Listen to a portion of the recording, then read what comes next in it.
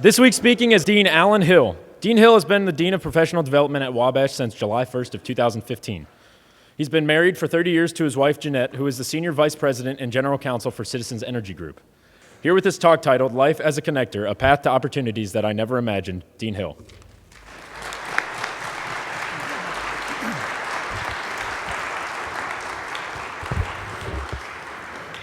Good morning, Wabash community. You know, it's interesting. I thought, I better go ahead and get this DePaul thing right out of the way right at the start, right? You know why I went to DePaul? My dad, when I was in high school, operated a little shoe shine parlor in downtown Terre Haute, Indiana. And so he shined shoes and cleaned hats for all the top executives and business leaders in Terre Haute. So when I sat down with my dad and we went through my college choices, which was probably about a 5-minute meeting. And I told him all the different schools, the reason I turned down several Division I scholarship offers, the reason Wabash College was the first college I ever visited, and loved the visit. I went home, I remember Coach Johnson, who's back there, called me up and he said, Did you like your visit? I said, yeah. He said, so you don't mind an all-male school? I was like, what do you mean an all-male school? because the parties they took me to, there were all males there. So Wabash College was the first place I did visit. But the reason I turned down all of those and went to a school that had a part-time track coach, when I could have come to the school that had the best coach in America, was because my dad told me I had to go to DePaul. Why did he tell me that? Because he met all those business leaders and executives in that little shoe shine parlor. And several of them had either sent their children to DePaul or they attended DePaul themselves. So he said, you know what? I want you to be somebody. And those people went to that place. So that's where you're going. My dad had never seen it, didn't know about the place. So that's how I end up at DePaul, just so you know that, okay? It was I remind students all the time, I've been in admissions work for a long time, don't take my path to making a college decision, okay? When Daniel asked me to think about the theme for my conversation with you today, and he also asked me to forward a bio, the first thought that came to my mind was to share a little bit about my wife and my children. There is no doubt in my mind that I married up. Or as Dean Raiders would say, I outkicked my coverage. Well, I'm glad I was fast. I am extremely proud of my family, my wife and my children. They are my life. That's a wonderful bio, isn't it? Students, never get so busy making a living that you forget to make a life. Never get so busy making a living that you forget to make a life. I want to begin by talking about my path to opportunities that I never imagined that I would have. There's a book by Nathan McCall entitled Makes Me Want to Holler. It's a tough little story to read, just because all the little things that happen, but it's about black men in America. But there's one quote in there that's humbled me all my life when I read that book. And it goes something like this. Sometimes I wonder how I endured when so many others were crushed. I was not special. When I think about all the African American men that are in prisons today, or just men who are in prisons today, I think about relatives. I think about neighbors that I grew up with. I think about friends. I think about some of my own family members who are just as talented or more talented than I will ever be, just as smart or much smarter than I will ever be, but just took this path, made this wrong decision, or didn't have someone that stepped in and offered them some great opportunities. I was not special. Just pause with me for a second. Think, just for a second. I bet you everybody in here can think of somebody in their lives today or in their lives in the past. Just think, just for a second. That's just as smart as you are, just as talented as you are, but their path is going a different direction. I know some names popped in your head. I know some faces came up. People you care about, that their path just didn't go the same direction. So students, cherish this moment. Cherish all the things that Wabash College does for you today. Because just think, you could have been that person. Sometimes I wonder how I endured. How did I endure? Why me? I was not special, but oh, a lot of people made me feel special. They made me feel special. You know what? Because they believed in me more than I believed in myself. I had some brothers, boy, I had some brothers. And they were something else. They were something else. And you know, I could have easily, and I wanted to at times, just follow their path. But a teacher grabbed me one day and she said, you know what? Just because your brothers do that, doesn't mean you have to do that.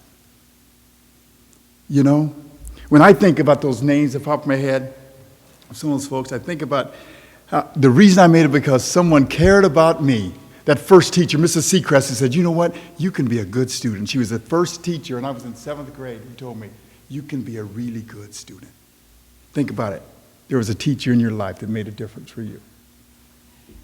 That coach, Mr. Kirby, Coach Kirby, my track coach in high school, who was the first coach who looked at my athletic ability and my talent and allowed me to participate versus who my dad was and if I could participate. Or a mentor, and I mentioned Coach Johnson earlier. He was all the way up here. I was down the street at the rival school, but he mentored me all the time I was at DePaul University. Coach Johnson is the only head African-American coach that I encountered during my time in college. You know, I used to always laugh when I think about Division III athletics. I said, boy, you think African-Americans didn't play sports, right? Think about that for a second. So, woo, Lordy. You know? But those people made a difference. So just think about those people. Call them back and thank you. I can tell you, when I won the national championship in pole vaulting, the first person, before I called my mom and dad, I called Coach Kirby. And I said, Coach, guess what I just did? I think he was happier than I was. So call those people. Thank them for what they've done for you, because it makes a big difference in their lives as they try to make the difference in the lives of others. You know, those folks helped me to understand that I too could be somebody if I worked hard enough and if I really cared. So my life, let me tell you a little bit about my life. Who would have thought a little country boy born in Terre Haute, Indiana, or Terrible Haute as some people call it, that had a dad who was born in 1904 and had an 8th grade education, a mom who had 12 siblings, 10 of which had 12 of their own children. And no, they weren't Catholic. People ask me that all the time. And all those siblings that my mom, including my mom and my dad, all their siblings, all their children, none attended college. Several didn't graduate from high school. You know, I've been blessed with 8 sisters and 6 brothers. When I got to college and they said I only had one roommate and I got my own bed, I was like, I'm going to love it. I'm going to love it. I got my first single room. I had to keep the door open because I'd never been in a room by myself. You know, an extended family that's so big. Think about that. Cousins and cousins and cousins and cousins. Extended family was so big that the annual family reunion that we have in Terre Haute is always considered the Terre Haute Black Expo.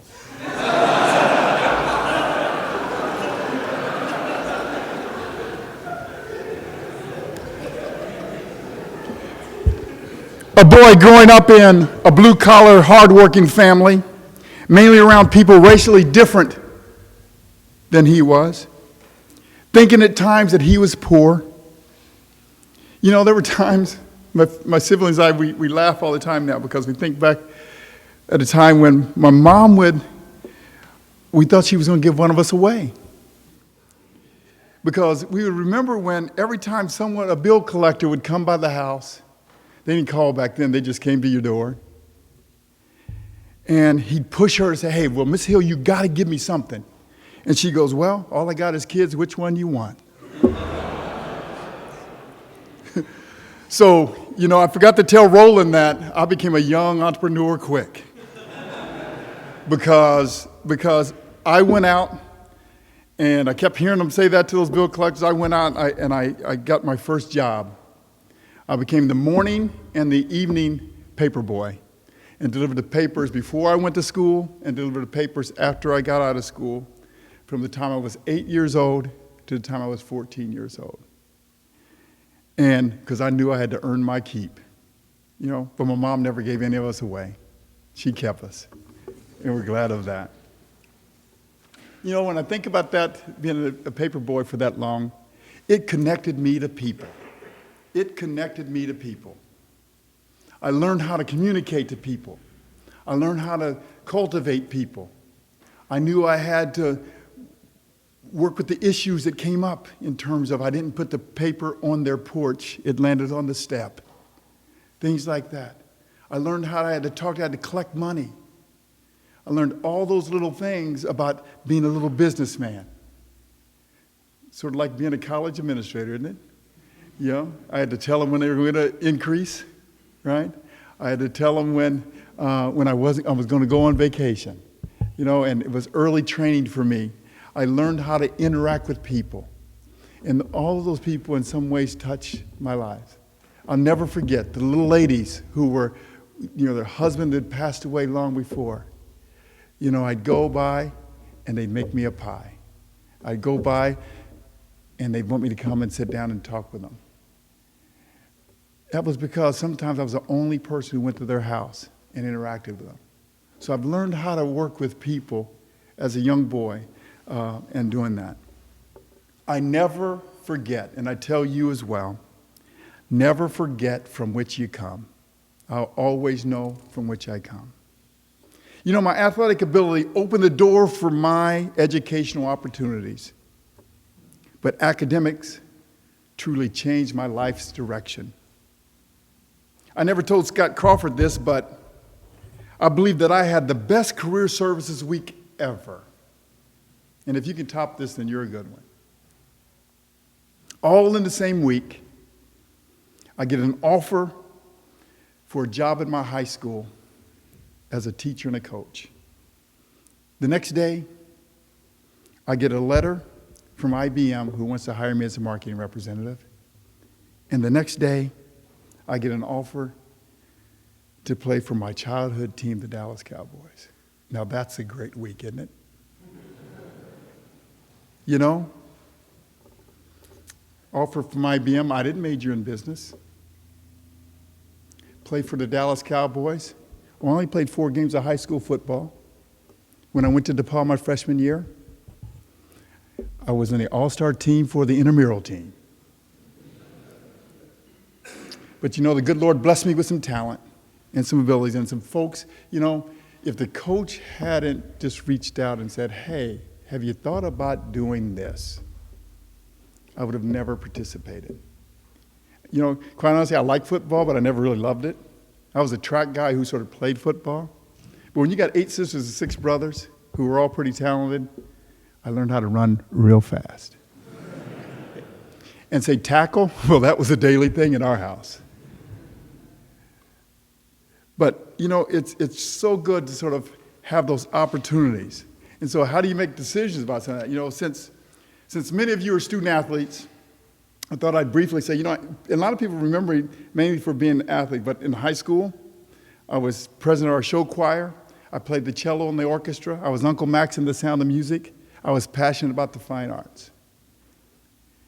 But I had success in sports, and that's where a lot of people always sort of remember me. Let me tell you just a couple quick short stories I thought about when I was putting this together as it relates to my athletic time. First, I need to give a disclaimer, though, because don't do this at Wabash. Coach Brummett, I don't think he'd like it. I made my first bold statement when I was in the 7th grade. I was on the middle school team, grew up, like I told you, I grew up out in the country. We're going into the city, and we're playing a team that has mainly all my cousins on it. 4 of them were starters. And there was Alan Hill for the Otter Creek Otters, sitting at the end of the bench. And I'm sitting there, and I realized, I said, I know I'm as good as they are, because they're my cousins. I knew them. And the thing is, they knew I was better than they were in basketball. But I'm sitting on the bench, they're starters. And my dad was born in 1904. He didn't take no mess, because we really did have a woodshed, okay? And he used it often, okay?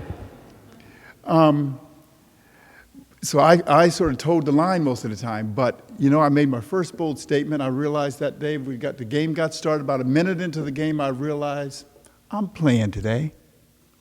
So I slowly get up. I walk by my teammates as the others are on the floor while the game is going on. I walk by the teammates. I slowly walk past the coach.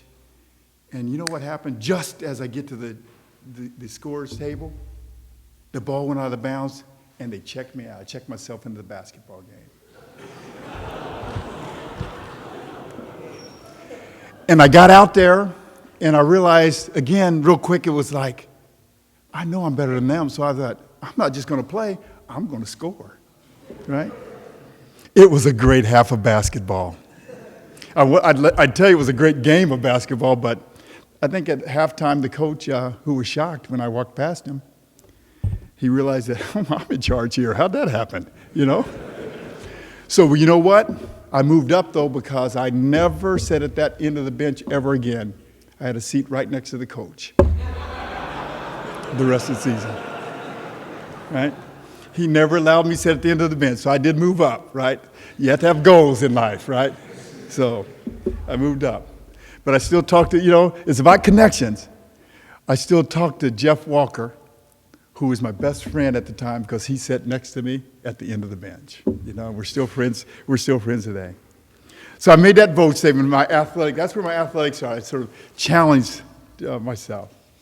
The second story I'll tell you real quick is when I got to DePauw, my freshman English professor, Dr. Miner, and believe it or not, Dr. Miner, I came from Franklin College, as you know.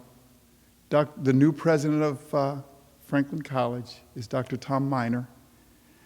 This Dr. Miner was his uncle. And I didn't realize that until I met his mother and we were talking about that. When I told her I went to DePauw. She goes, well, you might know my brother-in-law.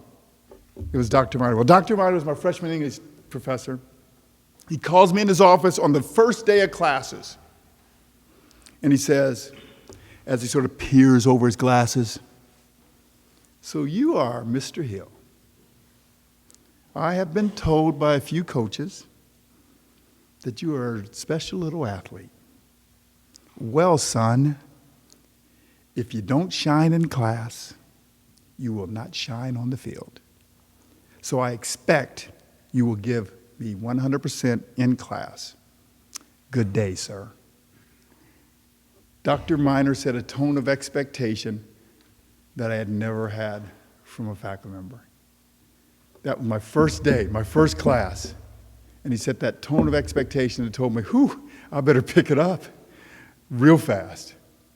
But he expected that I was going to do my best in his class and perform at a high level, just as I was expecting, my coach were expecting me to perform at a high level in the sports that I participated in.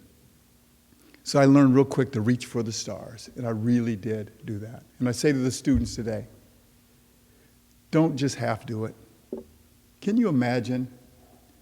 Why would you go into class, I'm here today, I'm going to give you 50%. You go out to the field or out to the basketball court and you tell the coach, Coach, I'm here today. I got my 50%. I'm ready to go. I think they'd probably tell you pack it up and take it back in, right? So don't do that with your academics either. I told my kids, when you step across that threshold and walk in that, I said, you can clown around all you want in the hall, but when you step across that threshold into that classroom, I need you to have you focused. I need to have you committed to learning. You know, my dad, who has 8th grade education, understood the value of education, that it could change the lives of his children. And you know, my wife and I had the same expectation for our children, that education would change their lives. Now, my wife and I do talk about, we raised some sort of soft-ass kids.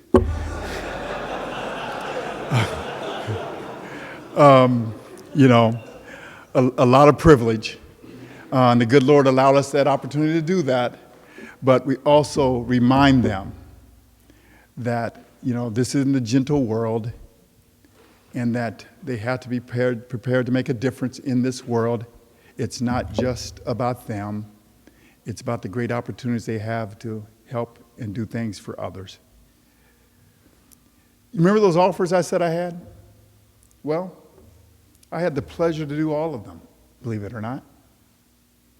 I first signed as a free agent with the Dallas Cowboys, and I realized very quickly that linebackers ran just as fast as I did at that level. I later had the privilege of working for IBM, what I would say is the best corporation in the world, and that's where I learned how to be a professional. And then I've worked in education for years and years. In the coaching part of things, I started and founded my own U-Track program in Indianapolis to help other kids have the same opportunities as me. Finally, real quick, my theme, life as a connector. It has to do with the passion that I've had for all my life about building connections with others and making an impact in their lives just as others have done for me. Similar to what author Malcolm Gladwell states in his book, The Tipping Point. Similar to him, I have an instinctive and natural gift for making social connections. I understand, value, respect, and fully appreciate difference. Thus, it's a great pleasure in making connections for others. I have told many of my majority friends from DePauw over the years that had I not been the one to get up from my table and walk over and introduce myself, we would not be friends today. Had I not been the one who greeted you kindly and said hello as we passed on campus sidewalks each and every day, we would not be friends today. Had I not been the one who greeted you kindly each day and just say, had a great day. Had I not been the one who walked over to the fraternities at DePauw and personally invited students there to come and participate in some of the black student programs, I told them that they would not have been around others who are different from them today. Had I not been the first one who invited them to my home, you may never have invited me to their home. I got to tell you a quick story about inviting people to your home. I got this preppy DePauw guy who was from suburban Chicago. Good friend of mine, played football with him. Jim Underdown, never forget. Take him home with me. We walk in, and we're hungry, and Jim's hungry, and my dad, he's there, and hey, there's a pot in there. Well, hey, I grew up with my dad. He's born in 1904. They put a lot of things in pots, right? So we walk in there, and Jim is hungry, and he's got barbecue sauce all over his face, and he's just eating, and he's going at it. And my mom walks in and says, oh, you hungry? He says, yeah. He says, can I have some more? And she goes, well, you like coon? He goes, coon? You mean like raccoon? Yeah. So people today ask me why I eat a lot of cereal, because I knew what was in those pots. Right? And yes, so in Terre Haute, they did call us the Terre Haute Hillbillies. Okay? Wabash community, how are we connected? Is it as Gladwell states, and I quote, do we all belong to separate worlds, operate simultaneously but autonomously, so that the links between us are few and different? I hope not. Value this moment in time, care about others, give of yourself, truly reach out and make differences in someone else's life, and trust in each other. Be a connector, because I am. Thank you very much for your time today.